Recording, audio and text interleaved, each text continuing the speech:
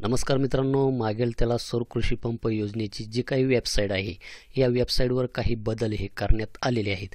तर हे बदल आपणास काही जणांना हे माहीत असतील, काही जणांना हे बदल माहीतसुद्धा नसतील. तर मित्रांनो, या व्हिडिओमध्ये आपण यामध्ये कोणते नवीन बदल वेबसाईटमध्ये झालेले आहे त्याची माहिती बघणार आहोत. त्यासाठी मित्रांनो, व्हिडिओ हा शेवटपर्यंत पहा. चॅनलवर नवीन असाल तर चॅनलला सबस्क्राईब करून समोरील बेल आयकॉन प्रेस करा. तर चला व्हिडिओला सुरुवात करूया.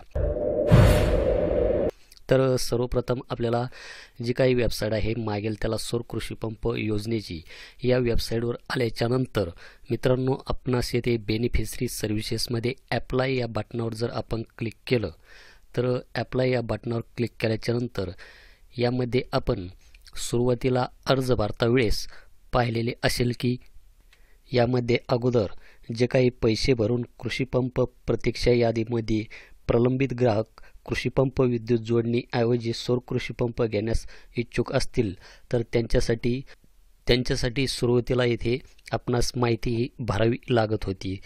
तर हे जे काही ऑप्शन आहे, आता हे ऑप्शन यामधून काढून टाकण्यात आलेले आहे. हा एक बदल यामध्ये करण्यात आलेला आहे. तर यामध्ये आता आपण डायरेक्ट येथे अर्जदाराचे वैयक्तिक आणि जमिनीचा तपशीलमध्ये आधार कार्ड क्रमांक टाकून यामध्ये नवीन अर्ज हा भरू शकतात.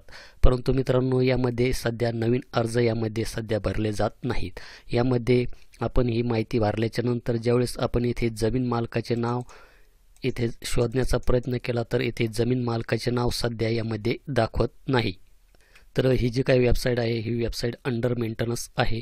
तर काही दिवसामध्येच आपण यामध्ये जे काही जमीन मालकाचे नाव असतील ते यामध्ये दाखवले जाणार आहे. त्यासाठी आपण यामध्ये अधूनमधून या वेबसाईटला व्हिजिट द्यायची आहे. त्याचप्रमाणे मित्रांनो, आपण येथे आवश्यक पंप तपशीलमध्ये जमिनीच्या क्षेत्रानुसार आपणास येथे आपला जो काही पंप आहे ते निवडण्याचे ऑप्शन येथे दाखवले जात होते. तर यामध्ये सुरुवातीला जर आपण पाहिलं तर यामध्ये HP आवश्यक पंप क्षमता, तर यामध्ये 3 HP, 5 HP आणि 7.5 HP हे तीनच ऑप्शन सुरुवातीला यामध्ये दाखवले जात होते. तर यामध्ये 10 HP साठी सुद्धा आपण यामध्ये अर्ज करू शकता. तर तशा प्रकारचे येथे 10 HP साठी सुद्धा येथे ऑप्शन येथे आता आपणास देण्यात आलेले आहे.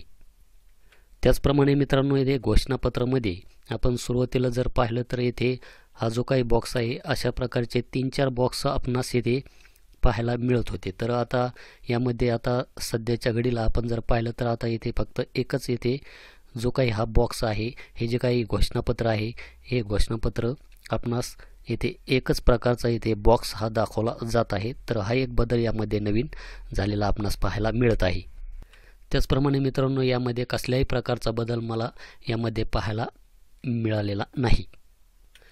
त्याचप्रमाणे मित्रांनो, येथे बेनिफिशरी सर्व्हिसेसमध्ये ॲप्लिकेशन करंट स्टेटस यामध्ये आपण आपला जो काही बेनिफिशरी ID आहे, हा बेनिफिशरी ID टाकून येथे सर्च या बटनावर जर क्लिक केलं तर सुरुवातीला आपणास येथे पंप कॅपॅसिटी इन HP म्हणजे जे काही HP असेल शेतकऱ्याची 3 HP, 5 HP, 7.5 HP इथपर्यंतची जी काही माहिती आहे ही माहिती दाखवली जात होती. तर आज जर आपण पाहिलं तर यामध्ये हे जे काही आहे total area of land acre, तर हे एक ऑप्शन आपणास येथे नवीन पाहायला मिळत आहेत. त्याचप्रमाणे मित्रांनो, येथे सर्च व्हेंडर ज्या शेतकऱ्यांचे फॉर्म अप्रूव्ड झालेले आहेत त्यांना येथे कंपनी निवड करण्याचे ऑप्शन दाखवले जाते. तर सर्च व्हेंडर याच्यावर जर क्लिक केलं तर येथे कोटा संपलेला आहे असे दाखवले जात आहे. तर आज दुपारी 1 वाजता